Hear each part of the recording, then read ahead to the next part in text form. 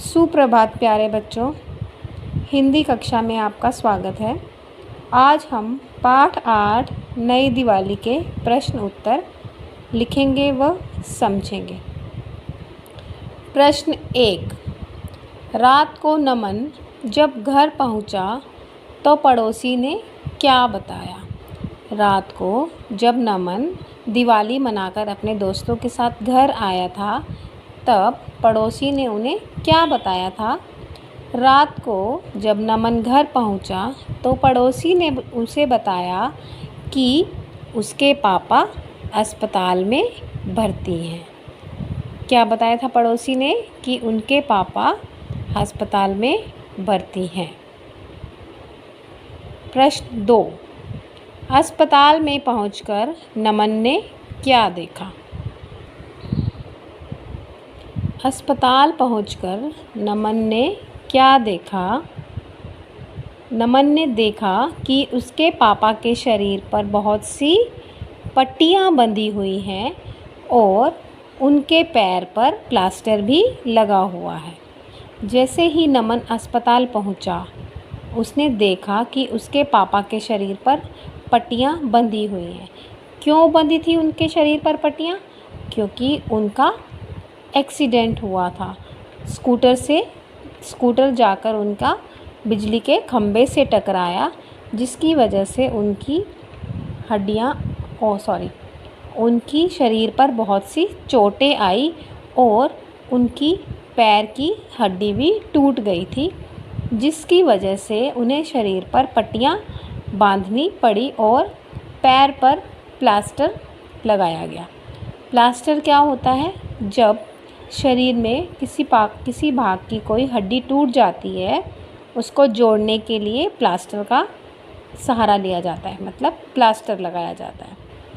ठीक है, तो अस्पताल पहुंचकर नमन ने देखा कि उसके पापा के शरीर पर बहुत सारी पट्टियां बंधी हुई हैं और उनके पैर पर प्लास्टर भी लगा हुआ है। प्रश्न 3। नमन ने पापा से क्या पूछा? जैसे ही नमन अस्पताल पहुंचा, उसने देखा कि उसके पापा के शरीर पर बहुत सारी पट्टियां बंधी हैं, प्लास्टर भी लगा है, तो वह रोने लगा और रोते रोते उसने अपने पापा से कुछ पूछा। अब हम अपने प्रश्न में यही पूछना चाह रहे हैं कि उसने अपने पापा से क्या पूछा। नमन ने पापा से पूछा कि आप आज दिवाली के दिन अस्पताल में हैं, यह आपके साथ कैसे हुआ?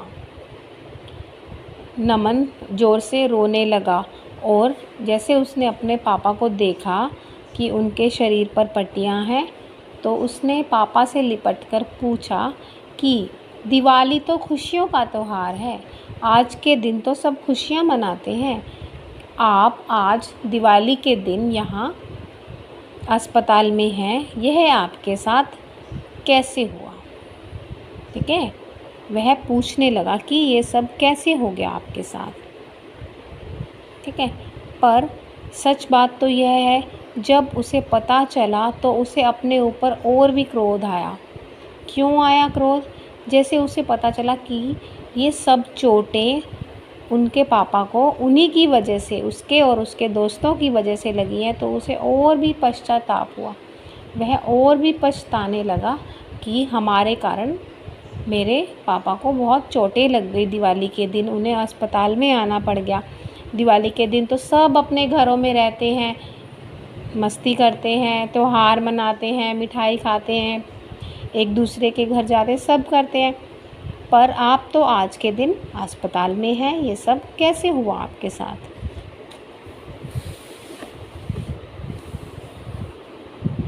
नेक्स्ट 4। नमन और उसके दोस्तों ने क्या कसम खाई? जैसे नमन को ये पता चला कि यह सब उसके पापा के साथ जो हुआ वह उसके और उसके दोस्तों के कारण हुआ है, तो उसने और नमन ने और उसके दोस्तों ने एक कसम खाई। क्या कसम खाई उन्होंने कसम खाई कि वे इस तरह से दिवाली नहीं मनाएंगे।